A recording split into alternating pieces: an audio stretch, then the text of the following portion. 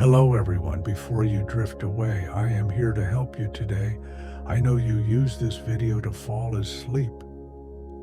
So before that, like the video and subscribe the channel and also comment.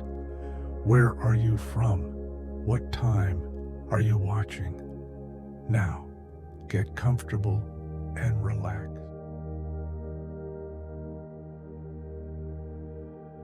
Once was a little bookshop. This little bookshop was situated in a little village, in a little area of a little region of a little country. It was run by a little woman who, like most people in the village, was completely obsessed with stories. My, did she love anything and everything to do with stories? Now, the little woman had lived in the little village all of her life, and she had opened her little bookshop when she was, well, very little. And now she was very, very old. People of all ages would frequent the bookshop, and each person would often enter feeling a little stressed or out of sorts. But after spending some time soaking up the deeply calming atmosphere of the little bookshop, well, they would feel deeply serene and peaceful. Oh, did I mention the little bookshop was only open from 8 p.m. in the evening until 8:00 a.m. in the morning, and that if one desired, one could sleep the night in the bookshop. There were 17 beds, 17 deeply comfortable beds, all in different places in the bookshop. Some were atop bookshelves. Some were in the back in the conservatory under the stars. Some were in the garden. Some were hammocks that swung high above the books. Oh, and some were in the tree. Yes, there was a giant tree in the bookshop. So when I say that the bookshop was little, well, I mean it looked little from the front. But inside, well, it was basically another world, a magical world that had pretty much all of the best books that had ever been written. People would come to get their bedtime books and either stay the night or go back to their little houses in the little village. Each villager would go to the bookshop to get the book they wanted to read before sleep. Did I mention the bookshop's name? It was called the Bookshop of Sleep, the little woman's secret, long before the bookshop became the Bookshop of Sleep.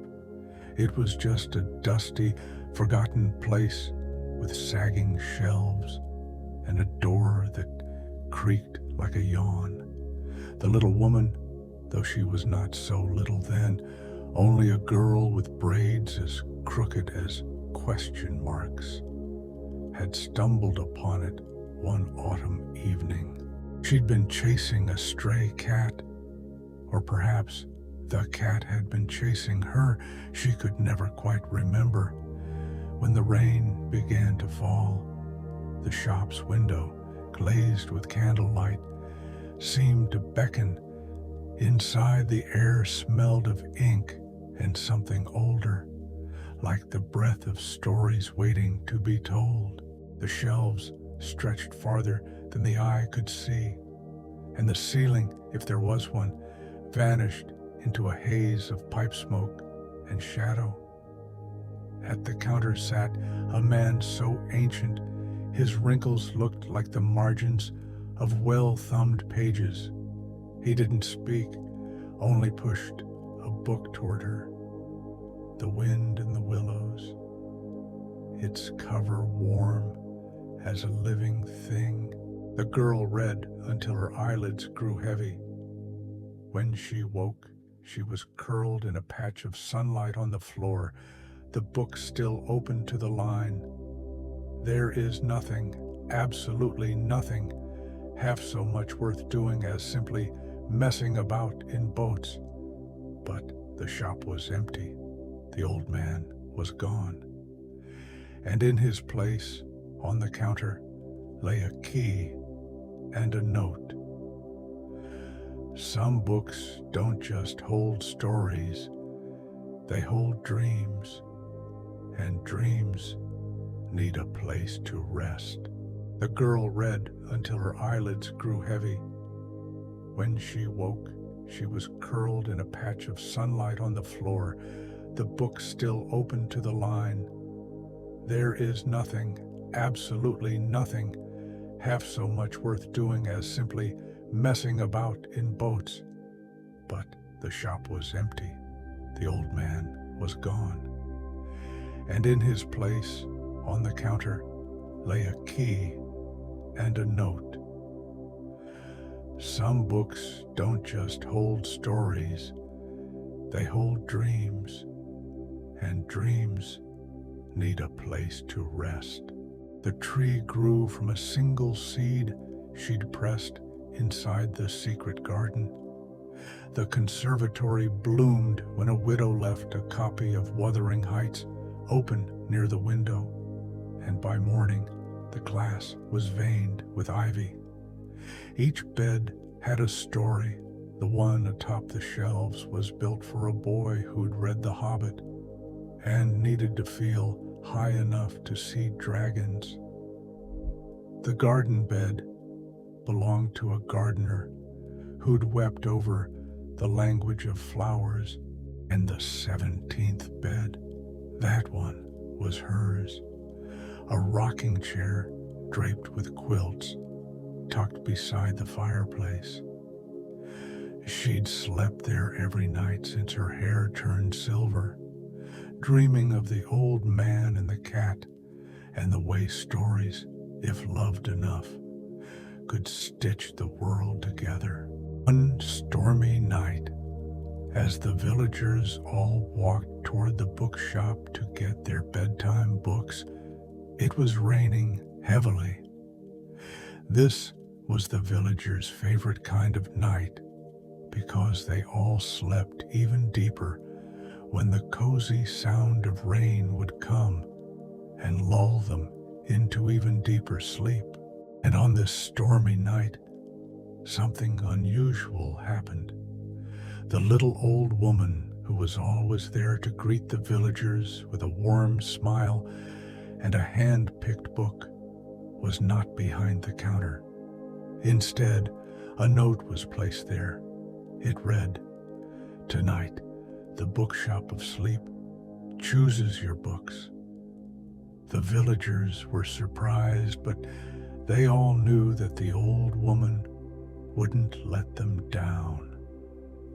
And this was going to be very interesting and cozy and comforting and fun. One by one, they drifted into the bookshop.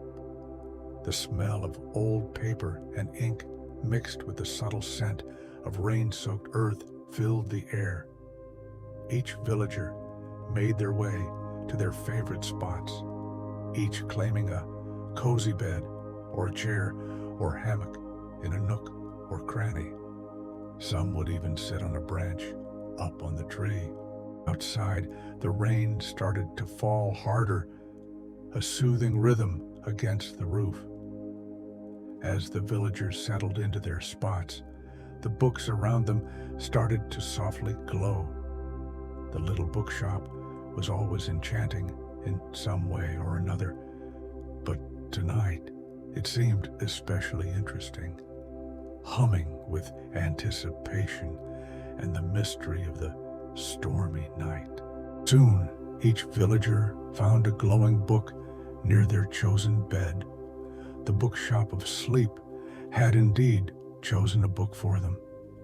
Some books were old, their covers worn and pages yellowed, but still filled with wisdom. Some books were brand new, their spines uncracked, the smell of fresh ink emanating from the pages. Each book was perfect, not just in the story it told, but in the comfort it offered, almost as if the bookshop had known exactly what each villager needed. As they opened their books and began to read, a sense of tranquility washed over them. The soft glow of the books illuminated their faces in the dim light. The sound of the rain, the warmth of the shop, the comfort of their chosen beds, and the magic of the stories being read all combined into a powerful lullaby. The night the magic began. The first time it happened, the little woman had been running the bookshop for exactly 7 years, 7 months, and 7 days. Back then, the shop had only 3 beds: the brass-framed cot, the hammock, and her own rocking chair by the fire. The villagers came by day, trading turnips and wool for second-hand novels. But at night, when the bookshop's true heart beat loudest, she was often alone until the traveler arrived. He was a thin man with a coat too big for his shoulders and eyes that held the hollow look of someone who'd walked too far without rest. Outside, a storm lashed the village, the kind that made the church bells ring on their own. "I don't have money," he said, rainwater pooling at his boots, "but I'd trade a story for a place to sleep." The little woman, who was not so old then, nodded. She'd heard this before, but as she reached for Robinson Crusoe, her standard offering for weary souls, the shelves shivered. A book tumbled to the floor, the Odyssey, its pages fluttering open to the Cyclops cave. "Oh," she whispered. The shop had never done that. The traveler picked it up. As his fingers brushed the cover, the ink seemed to glow, just faintly. "I've always wanted to read this," he admitted. He settled into the hammock, and within minutes his breathing slowed. Then the miracle. The air around him rippled like heat over a summer road. The scent of salt and ship's tar curled through the room, and when the little woman tiptoed closer, she gasped. There, in the traveler's loosely curled fist, was a single olive leaf, damp as if freshly plucked from Aegean waves. By dawn, the storm had passed. The traveler woke with a start, the leaf still clutched in his hand. "I was there," he murmured. "The sea, the sirens. I felt the ropes burn my palms." His voice was raw with wonder. The little woman said nothing. She simply took the Odyssey from him and pressed it back onto the shelf, where it settled with a contented sigh. That night, she added a 4th bed, a sailor's bunk she built from driftwood, tucked beneath a mural of stormy seas. John, who was new to the village after walking many days to find the little bookshop, had been given Wuthering Heights.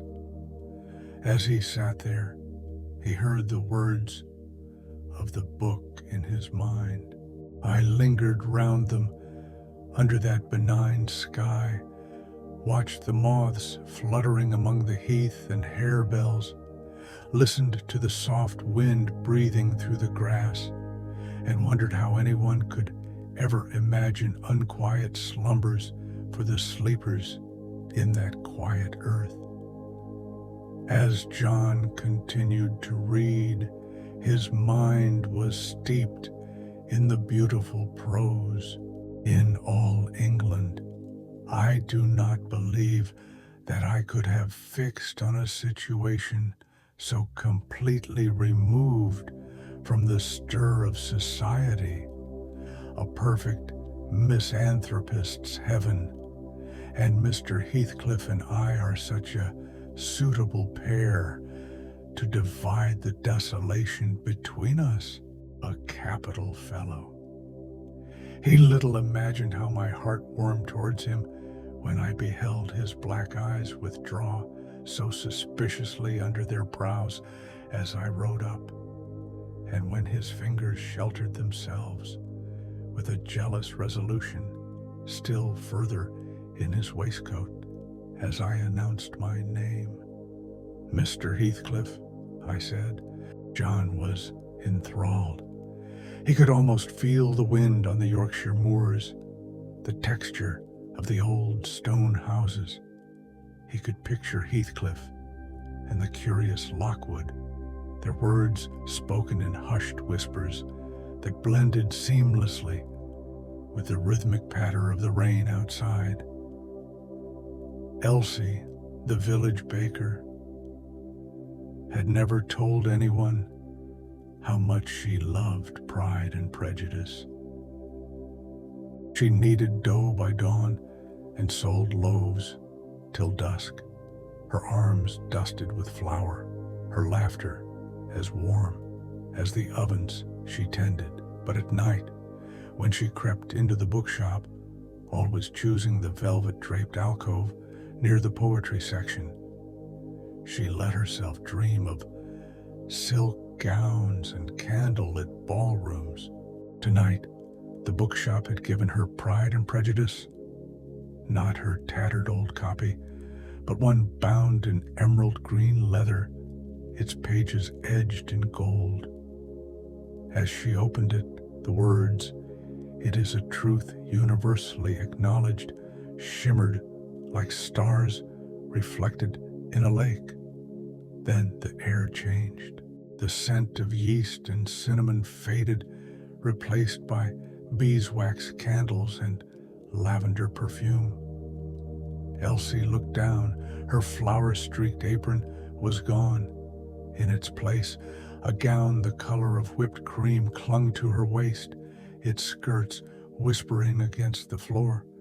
A chandelier blazed above her, and all around, couples swirled to a waltz she somehow knew by heart.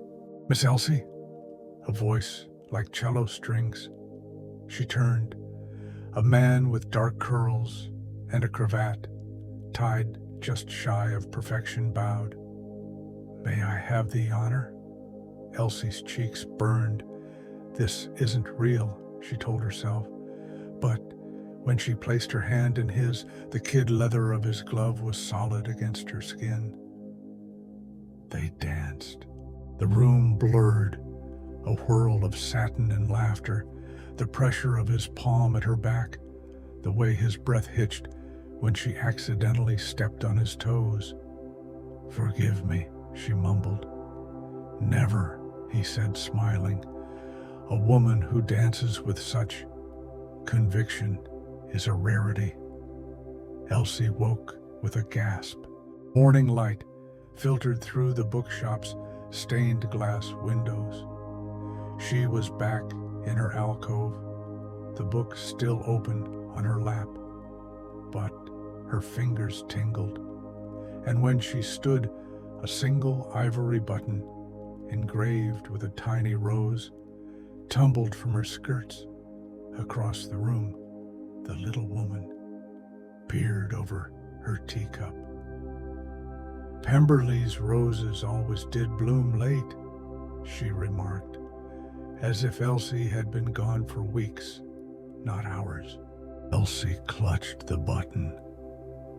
"How? Oh, my dear," the old woman chuckled. "The best stories don't end when you close the book. They wait for you to dream them alive." Mary, a young and deeply thoughtful woman, lay in one of the hammocks hanging from the giant tree. The bookshop had chosen for her the secret garden from which she joyfully read. Her eyes wandered over each word, and she found herself absorbed in the soothing narrative. One of the strange things about living in the world is that it is only now and then one is quite sure one is going to live forever and ever and ever. One knows it sometimes when one gets up at the tender, solemn dawn time and goes out and stands alone and throws one's head far back and looks up and watches the pale sky slowly changing and flushing and marvelous. Unknown things happening until the east almost makes one cry out and one's heart stands still at the strange, unchanging majesty of the rising of the sun, which has been happening every morning for thousands and thousands and thousands of years. One knows it then for a moment or so, and one knows it sometimes when one stands by oneself in a wood at sunset, and the mysterious deep gold stillness slanting through and under the branches seems to be saying slowly again and again something one cannot quite hear, however much one tries. Then sometimes the immense quiet of the dark blue at night, with millions of stars waiting and watching, makes one sure. And sometimes a sound of far-off music makes it true. And sometimes a look in someone's eyes. Mary's hammock swayed gently as she read, and the words of the secret garden blended with the rustle of leaves in the giant tree and the rhythmic drumming of the rain. She could almost smell the damp earth of the secret garden, see the pale sky of dawn and the dark blue of night. The bookshop, the storm, and the story all conspired to bring her peace, a soothing balm that coaxed her closer to the land of dreams. And then there was Maris, the oldest man in the whole village, who lay back comfortably in the giant bed that lay under the roof of the conservatory.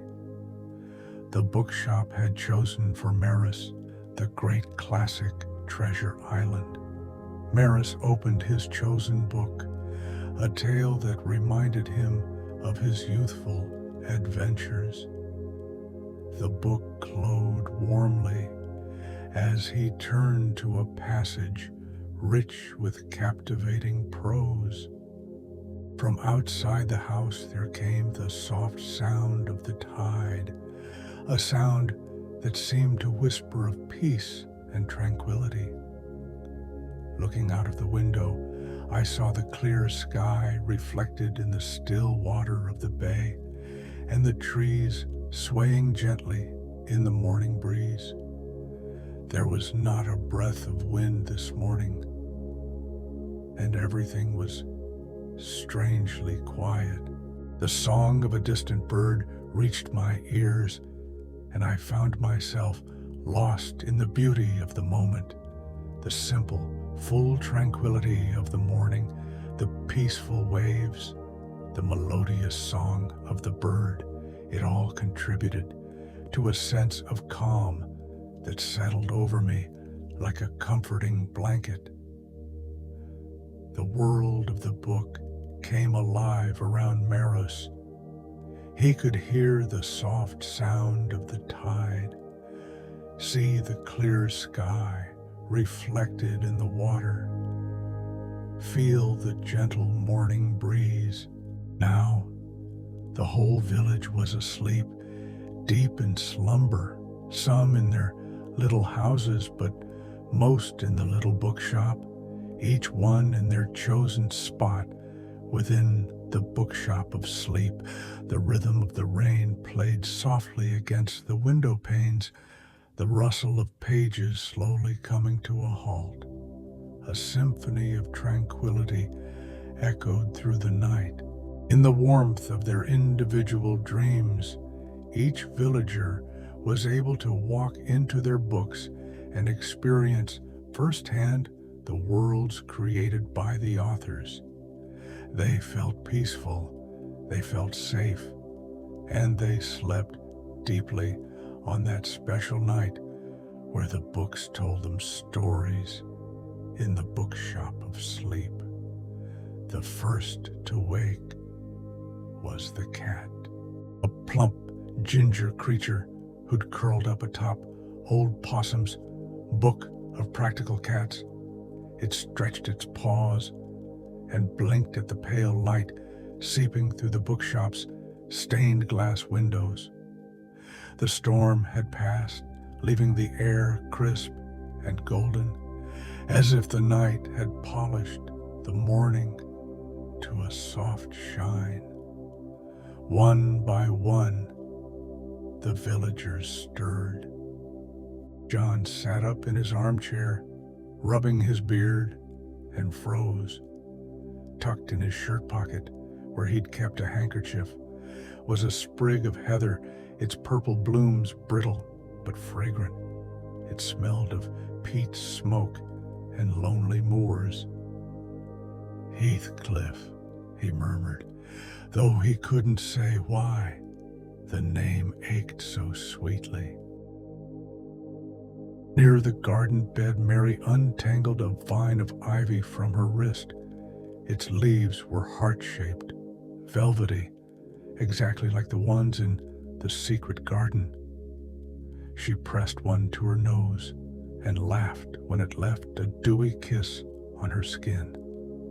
And Elsie, the baker's fingers flew to her apron, where a single ivory button winked back at her. "Mr. Darcy's roses," she whispered, remembering the ballroom's chandeliers. The little woman watched them all from her rocking chair, sipping tea that steeped darker with every story-laden sigh. The pot never emptied. It was brewed from Alice's adventures in Wonderland's drink-me potion and a pinch of the Hobbit's afternoon tea. "Well?" she asked, though she already knew. Maris, still groggy from Treasure Island, touched his weathered cheek, where a saltwater stain dried in the shape of a parrot's wing. "I lost 3 teeth to Long John Silver's crew," he grumbled, "but somehow my gums don't hurt." The villagers gathered around the hearth, swapping treasures pulled from dreams. Outside, the village stirred. The church bells rang, the baker's ovens warmed, and the world went on as it always had. But in the bookshop, time pooled like honey. The little woman lifted her teacup. "2 stories," she said, "the only homes that grow bigger the more you visit." And as if in reply, the shelves sighed, their pages fluttering in a breeze no one could feel. Then, a gasp. A girl no taller than 3 apples stacked high stood by the poetry section, clutching Alice in Wonderland to her chest. "The rabbit's late," she announced, and the bookshop's air shivered, as if readying for another adventure. The little woman smiled. Some doors once opened, never truly closed.